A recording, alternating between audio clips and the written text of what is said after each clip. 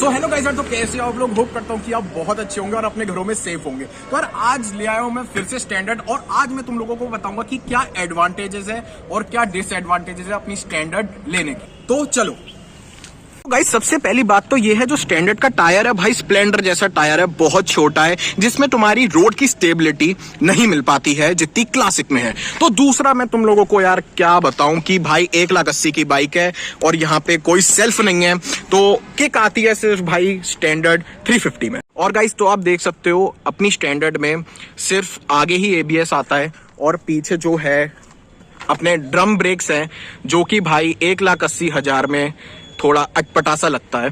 तो गाइस मैं तुम लोगों को एक चीज समझा देता हूँ कि ड्रम ब्रेक्स और डिस्क ब्रेक में क्या अंतर होता है। जब हम ब्रेक मारते हैं गाइस, तो जो डिस्क ब्रेक और ABS होता है, उसके संग ABS इंक्लूड है, पीछे ABS नहीं है। जब ABS होता है तो गाइस जो हम स्लिप पड़ जाती है जब हम चलाते हैं, जैसे हमने ब्रेक मारा तो स्लिप पड़ गई, तो वो स्लिप बाई ABS में नहीं पड़ती और ड्रम ब्रेक्स में स्लिप पड़ने के बहुत चांसेस होते हैं। तो गाइस अब आप देख सकते हैं कि यार इतनी महंगी बाइक है अपनी स्टैंडर्ड और इतनी लेगेसी वाली बाइक है और फ्यूल नहीं दिखता है यार, दोनों ही क्लासिक, और इसमें क्लासिक जो नई जनरेशन की है उसमें है लेकिन अपनी स्टैंडर्ड में नहीं है।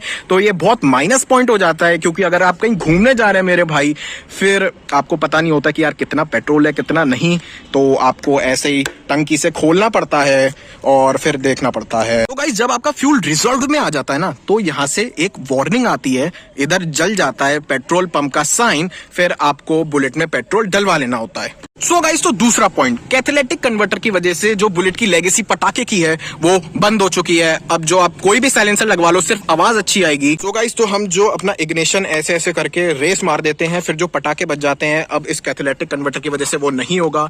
तो गाइस जो हमारा वो वाला गाना था वो फेल हो चुका है। कौन सा? बुलेट तरक्की है पटाखे फोड़नू। हाँ, तो गाइस ये वाला जो गाना है ये अब नहीं चलेगा, क्योंकि अपन पटाखे नहीं फोड़ पाएंगे अपने यार BS6 से। तो गाइस जो आगे वाला टायर है वो भी यार इतना मोटा नहीं है, ठीक है, पीछे वाला भी पतला है आगे वाला भी पतला है, लेकिन क्लासिक में ये दिक्कत नहीं होती है क्योंकि उसमें दोनों ही मोटे और बढ़िया टायर है। जैसे कि मैंने आपको बताया था कि पीछे ड्रम ब्रेक्स आते हैं, तो एक और डिसएडवांटेज ये हो जाता है कि जब हम ये पेडल जो होता है ब्रेक पेडल, जब हम इसे मारते हैं तो ये लूज हो जाते हैं और इसे टाइम टाइम पे हमें स्टैंडर्ड पे टाइट करवाने पड़ते हैं। अब यहाँ पे देख सकते हैं कि 1,80,000 की बाइक अपनी स्टैंडर्ड है, ठीक है, तो इसमें नहीं आते यार अलॉय व्हील्स, जो कि यार आने चाहिए। अब तो सुपर स्प्लेंडर भी अलॉय व्हील्स दे रहा है, लेकिन अपने बुलेट वालों ने हमें अभी तक अलॉय व्हील्स के दर्शन कराए नहीं है स्टैंडर्ड में। तो गाइस आप देख सकते हैं ट्रैफिक में क्या दिक्कत होती है बुलेट से, क्योंकि यहाँ पे आपको नहीं मिलता है यार सेल्फ, और जब आपको सेल्फ नहीं मिलता है तो एक डिसएडवांटेज ये हो जाती है, जब आप ट्रैफिक में जाते हो और भाई जिन लोगों को क्लच का खेल ज्यादा समझ नहीं आता है तो वो रोक देते हैं ट्रैफिक के बीच में।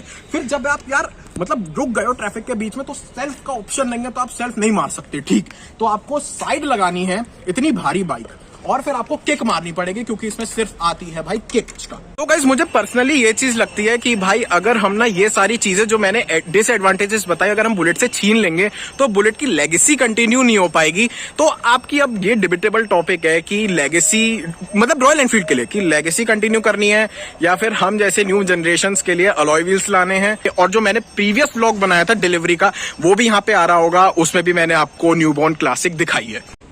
तो गाइस अब मैं आपको बता देता हूं अपनी स्टैंडर्ड के प्यारी प्यारी स्टैंडर्ड के एडवांटेजेस। तो गाइस आप देख सकते हैं, यहाँ पे आओ कृष्णा भाई, तो आप देख सकते हैं कि ये कितनी चौड़ी सीट है, ठीक है, जिसमें हमारे बटुक्स बहुत अच्छे से फिट हो जाते हैं, बहुत प्यारे तरीके से आप देख सकते हैं, बहुत कंफर्ट है, पिलियन के लिए भी बहुत कंफर्ट है, और क्लासिक से ज्यादा कंफर्ट इसमें है पर्सनली मुझे लगता है, और है भी। सो गाइस आप देख सकते हैं जो अपनी स्टैंडर्ड का माइलेज है वो क्लासिक से ज्यादा है, क्योंकि अपनी स्टैंडर्ड दे देती है भाई 35 का माइलेज, और जो हमारी क्लासिक जो जानने वाले लड़के के पास है उसकी 30 दे रही है। हमारे जानने वाले का डाटा ये है, ठीक है, अब आपका नहीं पता, फिर आप कमेंट में लिख दो कि आपकी क्लासिक 50 का दे रही है, तो फिर उसमें मैं कुछ नहीं कर सकता। तो गाइस जो फैक्ट्स हैं वो मैं आपको बता रहा हूँ, ये देती है अपनी 30 की, 35 की, सॉरी। सो गाइस तो सबसे बड़ा एडवांटेज जो कि आपको ये खरीदने के बाद सोसाइटी में मिलता है वो होती है एक अलग ही इज्जत। जब आप इस पे जाते हो ना मेरे भाई, तो आप बहुत ही अच्छे लगते हो, और ऊपर से भाई ये नामचीन प्रोडक्ट है।